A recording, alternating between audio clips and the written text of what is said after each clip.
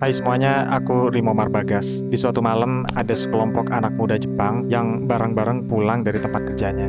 Ada cewek, ada juga cowok. Sesampainya mereka di asrama kerja mereka, salah satu dari mereka tiba-tiba aja tumbang, terkapar di lantai. Semua orang heran, bingung, panik, dan ketakutan. Mereka tahu teman mereka baru aja wafat. Tapi ini bukanlah kematian alami. Ini kematian anomali. Yang mati adalah yang paling muda di antara mereka. Namanya adalah Akira Higaki. Terlihat seperti keracunan, tapi mereka ragu. Sebab apa yang Akira makan di hari ini sama seperti apa yang mereka makan. Karena memang mereka itu satu tempat kerja. Kemudian mereka jadi sadar bahwa ada satu yang enggak mereka konsumsi, tapi Akira konsumsi di hari ini. Enggak lain dan enggak bukan. Adalah minuman botol bersegel yang mereka temuin di pinggir jalan sesaat sebelum masuk ke asrama kerja mereka.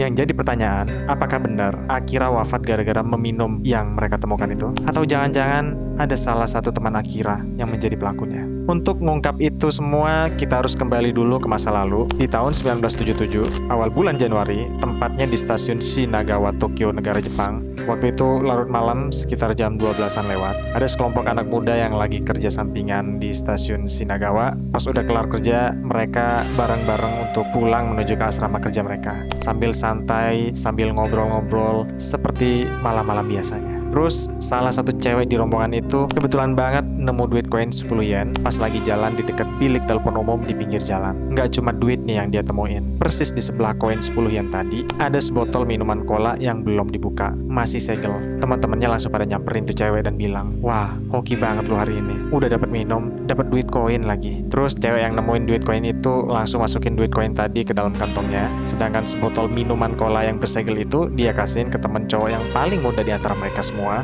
namanya Akira Higaki. Umurnya masih 16 tahun. Kenapa dikasih ke Akira? Karena kebetulan cewek ini emang gak suka minuman cola. Mungkin juga cewek ini bermaksud untuk berbagi keberuntungan gitulah. Tapi si cewek penemu cola dan koin 10 yen ini nggak pernah nyangka kalau niat baiknya itu malah bikin Akira Higaki jadi hilang nyawanya. Lanjut, pas dini hari tiba, begitu mereka semua udah sampai di asrama kerja mereka. Anak-anak muda ini mutusin buat nyantai-nyantai dulu, kayak makanin cemilan, ngobrol-ngobrol bentar yang ringan-ringan, dan pada akhirnya mereka bakalan tidur di kasurnya mereka masing-masing nantinya. Nah, pas lagi santai bareng inilah, Akira keinget sama cola bersegel yang ditemuin di pinggir jalan tadi. Ingat ya, masih bersegel, nggak pernah kebuka. Karena emang kebetulan Akira lagi aus banget, maka Akira mutusin buat minumin cola itu.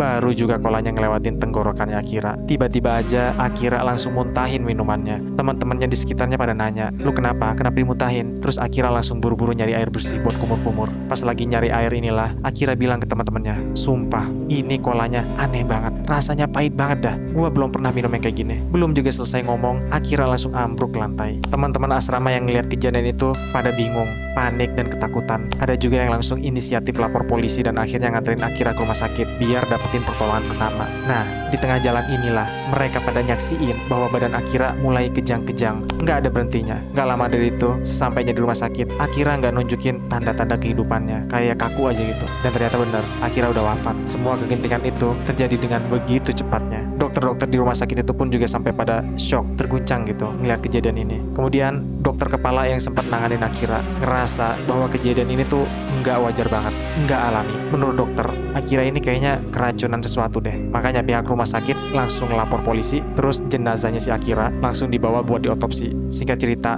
hasil otopsinya nunjukin bahwa nggak ada luka luar yang kelihatan di badannya Akira, tapi ada banyak banget bintik-bintik merah muda di badannya. Dokter forensik pun nyimpulin bahwa Akira ini kemungkinan besar keracunan sianida.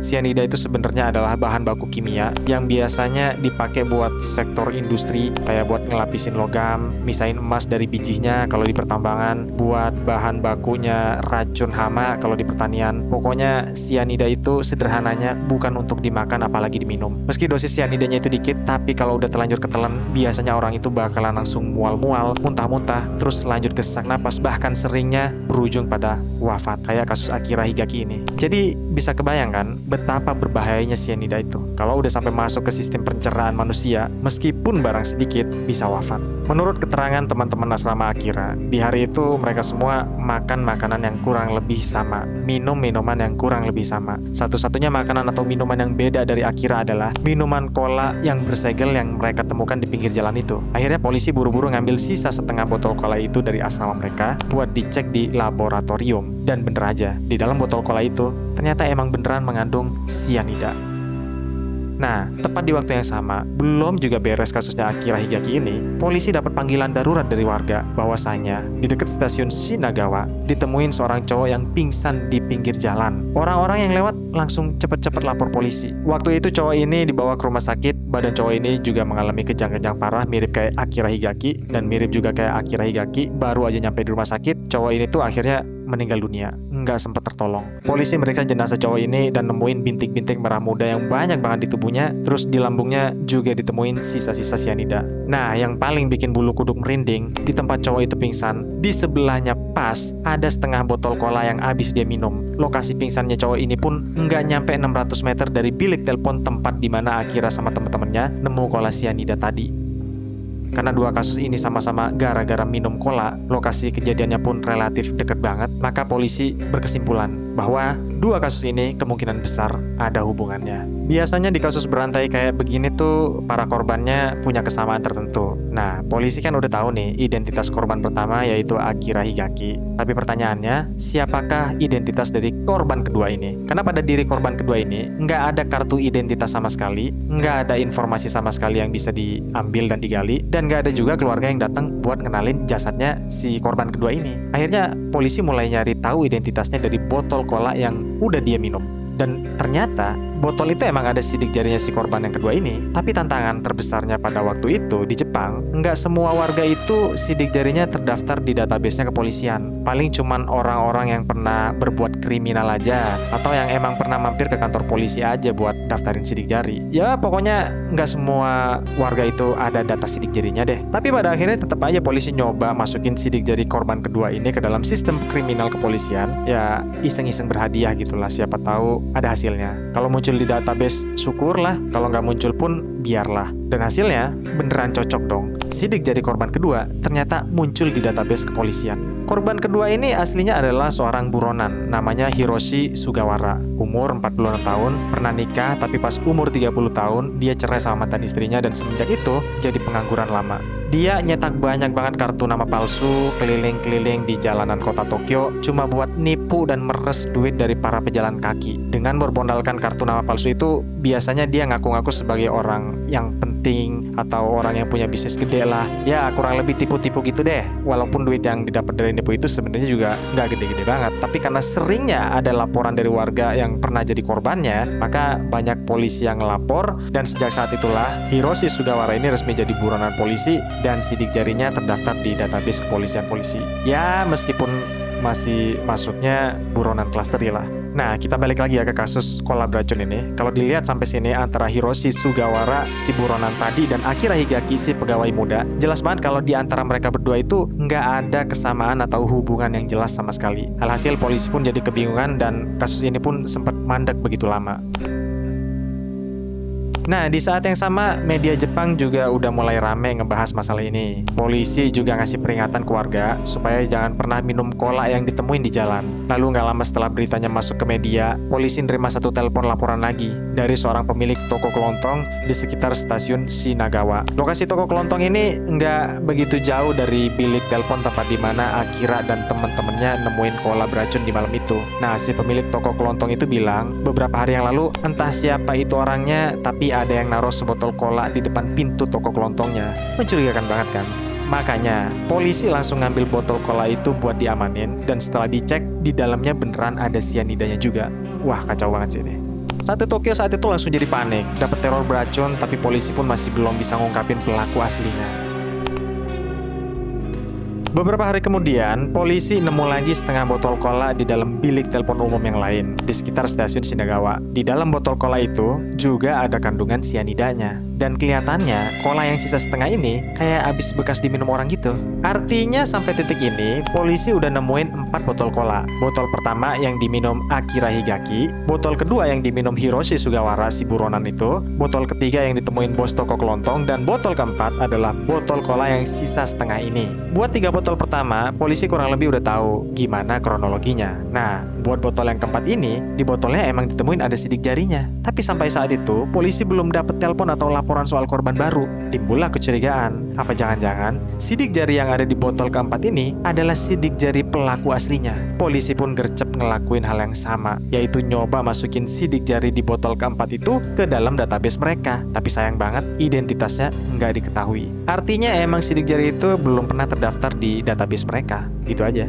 Nah, pas polisi lagi puyeng mikirin kebuntuan ini, tiba-tiba aja mereka nerima telepon dari seorang anak muda yang ngaku bahwa dialah yang nemu botol cola keempat itu. Jadi ceritanya tanggal 3 Januari tahun 1977, yaitu sesaat setelah Akira dan teman-temannya nemu cola di malam itu, anak muda ini baru nyampe di stasiun Shinagawa. Terus anak muda ini pakai telepon umum buat ngabarin keluarganya bahwa dia udah nyampe. Nah, pas baru aja masuk ke dalam bilik telepon, anak muda ini ngelihat sebotol cola yang kelihatannya belum dibuka, masih segel. Lalu sembari satu tangannya ngangkat telepon untuk nelpon keluarganya, satu tangannya lagi megang botol cola yang baru aja dia temuin. Kebetulan pas dibuka, gas sodanya itu sempat nyembur dan kena jari-jari tangannya. Sambil nelpon, dia spontan untuk ngejilatin jarinya yang kena cola itu. Terus dia kaget, ini kok colanya pahit banget ya? Alhasil langsung aja deh, dia buang sisa cola itu. Nah, pas malam harinya, setelah nyampe di rumah, anak muda ini mulai ngerasa pusing, deg-degan juga, mual juga, tapi mungkin karena dosisnya kecil dan yang ketelan juga dikit banget, maka gejalanya bisa hilang gak lama dari itu dan gak sampai wafat. Terus polisi ngecek tuh sidik jarinya, dan ternyata emang cocok banget sidik jari yang keempat itu dengan sidik jarinya anak ini. Tiket keretanya ke stasiun Shinagawa di hari itu pun jadi bukti kalau semua yang dia ceritain itu beneran asli. Jadi kecurigaan bahwa dia adalah pelaku aslinya pun secara otomatis jadi gugur. Nah, sampai di titik ini rasanya emang bingung banget ya kalau jadi polisi mau ngelanjutin penyelidikan ini dari mana lagi. Soalnya emang nggak ada lagi yang bisa dikaitin. Meski semua orang juga tahu bahwa teror cola beracun ini sebenarnya belum berakhir, masih menghantui Tokyo. Tapi kalian pada nyadar nggak sih? Botol-botol cola itu kan semuanya ditemuin di sekitaran stasiun Shinagawa. Maka polisi pun ngelanjutin lagi dengan cara nanyain para warga di sekitaran stasiun Shinagawa buat nyari petunjuk baru. Caranya begitu. Jadi lingkup penelusurannya tuh dibatasin jadi lebih sempit lagi, hanya di area Shinagawa aja. Awalnya sih para warga pas ditanya ngejawabnya pada biasa aja, tapi begitu dikulik lebih dalam lagi, polisi malah dapat satu kesimpulan yang bikin semuanya jadi merinding. Jadi menurut warga sekitar, waktu kemunculan cola misterius ini sebenarnya tuh udah dari 2 bulanan yang lalu, lebih tepatnya di bulan November tahun 1976, 2 bulan sebelum wafatnya Akira. Itu menurut beberapa warga yang emang punya jadwal keluar rutin atau kayak pergi kerja, pergi belanja, atau sekedar pergi pagi aja gitu. Mereka bersaksi bahwa posisi botol-botol cola misterius itu sebenarnya pindah-pindah loh tiap beberapa hari. Jadi dari November 1976 sampai Januari 1977, yakni selama 2 bulan lamanya itu, nggak ada satupun orang yang keracunan sama sekali sama cola itu karena emang nggak ada yang minum. Baru deh di Januari 1977, Akira Higaki lah yang jadi korban pertamanya. Kalau digabungin sama temuan polisi sebelumnya yang bilang bahwa kadar sianida dari keempat botol itu berbeda-beda, polisi pun bisa jadi narik kesimpulan bahwasanya pelaku aslinya ini kemungkinan sedang ngelakuin yang namanya percobaan, eksperimen gitulah. Jadi si pelaku itu kayaknya pengen tahu cola di tempat mana aja sih yang kiranya bakal gampang diambil sama orang lewat, dan dosis sianidanya itu seberapa banyak sih yang kiranya cukup untuk ngebikin orang jadi wafat atau sekedar mual-mual aja. Ini sih bener-bener teror yang sangat mengerikan ya. Gimana kalau terjadi di negara ini? Bener-bener ketakutan semua pasti orang. Untungnya karena berita ini udah masuk TV dan koran di mana-mana, maka orang-orang udah mulai waspada banget. Selama belasan hari ke depan, nggak ada lagi tuh kasus baru yang muncul, telepon-telepon darurat, apalagi laporan orang wafat. Sampai akhirnya di tanggal 13 Februari 1977, sehari sebelum hari Valentine, kasus baru muncul di Osaka. Osaka ini jaraknya ratusan kilometer dari Tokyo, jadi jauh banget sebenarnya, jauh. Nah, di Osaka ini ada seorang pegawai perusahaan logistik namanya Morisaki. Hari itu setelah selesai beli bahan-bahan, dia balik ke kantor. Baru aja masuk pintu, dia ngeluarin dari sakunya sebungkus rokok dan sebotol cola. Terus dengan bangganya, dia pamer ke rekan kerjanya. Teman-teman kerja, liatin nih, waktu gua beli rokok tadi, gua nemu sebotol cola di sebelahnya mesin minuman otomatis. Beruntung banget kan gua hari ini. Begitu teman-teman kerjanya dengar soal cola yang baru aja dia temuin itu, mereka langsung panik, langsung ngasih tahu, jangan diminum Morisaki. Lu nggak pernah dengar berita ya? Sekarang cola yang ditemuin di pinggir jalan itu nggak ada yang aman. Ada racunnya, ada cyanidanya. Tapi Morisaki sama sekali nggak ngedengerin peringatan dari teman-temannya itu. Morisaki tetap aja buka botol kolanya dan langsung menenggak sampai habis cola temuannya itu. Baru aja kelar minum, dia langsung ambruk ke lantai. Morisaki ngeluh perutnya sakit, kepalanya sakit. Pokoknya udah nggak tahan lagi deh. Alhasil teman-temannya langsung bergegas bawa Morisaki ke UGD-nya rumah sakit. Di perjalanan, Morisaki ngasih tahu teman-temannya bahwa pas dia lagi nemu cola di sebelah mesin minuman otomatis itu, dia ngeliat di sana masih ada sebotol cola satu lagi. Udah pasti dong, temannya langsung lapor kepada polisi. Dan polisi juga langsung ngambil sisa botol cola itu buat dites di laboratorium. Dan hasilnya, di dalam botol itu ternyata emang beneran ada cyanidanya. Sedangkan botol cola yang udah diminum sama Morisaki, karena udah nggak tahu dibuang kemana sama Morisaki, polisi pun nggak nemuin, nggak tahu juga seberapa banyak cyanida yang ada di botol itu. Tapi yang terpenting, Morisaki berhasil diselamatin. Mungkin karena nyampe di rumah sakitnya tepat waktu, dan bisa juga karena dosis cyanida di kolanya itu terlampau sedikit, makanya diselamat. Hari itu sebenarnya polisi udah pengen langsung menginterogasi Morisaki aja, tapi ngelihat Morisaki yang posisinya baru aja siuman, polisi pun mutusin nunggu 2 hari lagi dulu deh buat nanyain Morisaki sampai kondisinya agak mendingan.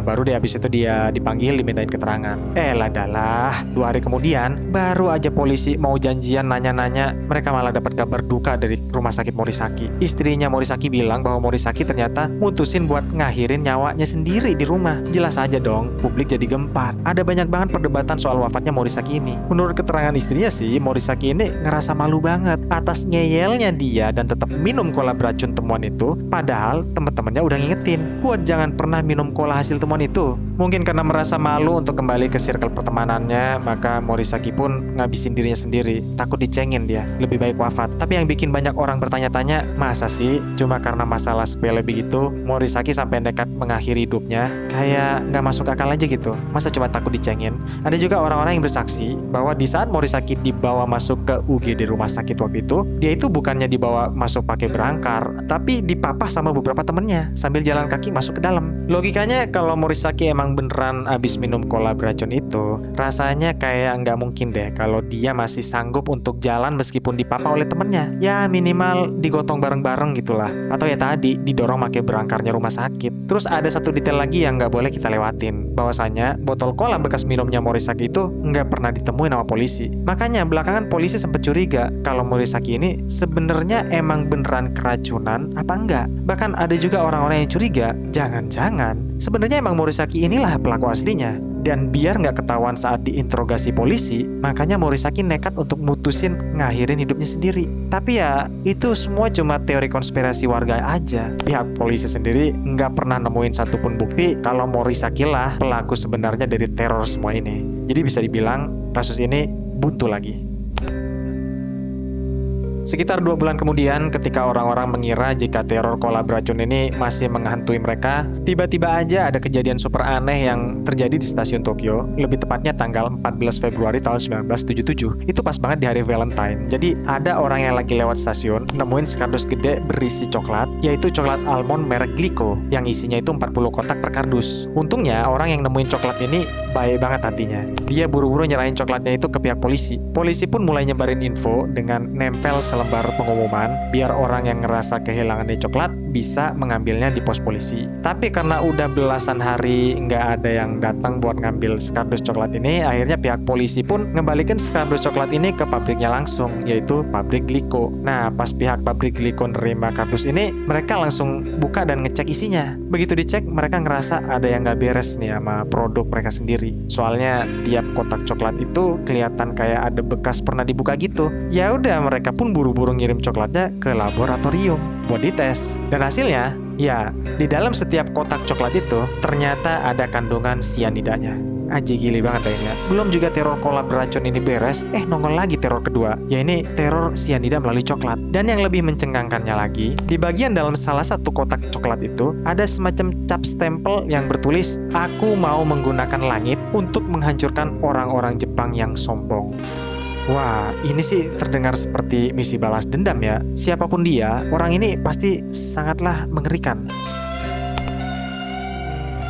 Sama kayak kasus-kasus sebelumnya ya, kasus coklat yang isi cyanida ini juga nggak pernah terpecahkan sama sekali sampai detik ini. nggak ada petunjuk, nggak ada bukti, nggak ada saksi, dan mungkin sampai seterusnya di masa depan nanti pelakunya juga nggak akan pernah ketemu dan nggak akan pernah menunjukkan dirinya, karena sampai tahun 1992 pun pelakunya tetap nggak nongol juga. Sekedar info ya, kenapa aku bilang 1992 pelakunya juga tetap nggak nongol, karena di Jepang pada saat itu kalau ada kasus yang ngambang yang umurnya itu lebih dari 20 tahun, maka kasus itu dianggap kadaluarsa dan udah nggak bisa dituntut lagi. Harusnya sih pelakunya nongol-nongol aja gitu, tapi nyatanya nggak pernah nongol dan nggak pernah berhasil ditemuin. Tapi apapun itu ya, entah gara-gara kasus botol cola beracun di Jepang ini atau karena bukan ya, sekarang di berbagai negara di seluruh dunia manapun kayaknya udah jarang banget deh, udah nggak ngetren lagi kayaknya minuman cola yang kemasannya itu pakai botol kaca. Sekarang mah kebanyakan kemasannya itu udah kalau nggak kaleng ya botol plastik. Jadi kalau misalnya ada orang iseng atau orang jahat yang pernah buka, bakal susah banget buat dibalikin ke bentuk aslinya. Kalaupun bisa dibalikin ke bentuk aslinya, orang juga pasti pada tahu kalau kaleng ini atau botol cola ini sebelumnya udah pernah dibuka sama orang. Jadi bisa dibilang perubahan desain pada kemasan cola zaman sekarang itu adalah satu kemajuan